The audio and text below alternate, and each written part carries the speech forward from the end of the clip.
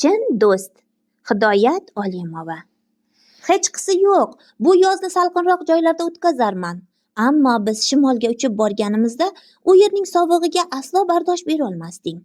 Sen men bilan do'stlashmasdan avval olijanoblik qilib hayotimni saqlab qolding. Shu sabab seni o'zimga yaqin tutdim. Men endi senday do'stni mushkul ahvolga solib qo'yishim mumkinmi? Debdi qarg'a do'stini yupatib. Yana kuz ortidan qish, so'ng bahor, yoz kelibdi.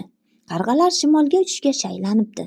Qarg'a Chumchuq bilan xayrlashgani uning oldiga boribdi. Chumchuq xasta bo'lib yotgan ekan. Qarg'a uning ahvolini ko'rib, shimolga uchishni ham, uchmaslikni ham bilolmay qolibdi. Chumchuqni betob holida tashlab ketishga ko'ngli bo'lmabdi. Shunda Chumchuq: "Bu gal safardan qolishingni istamayman. O'tgan yili yo'l yarmidan qaytib, meni sovuqdan asrab qolgan eding. Shu bilan qarzingni uzding, do'stim. Endi senga oq yo'l tilayman.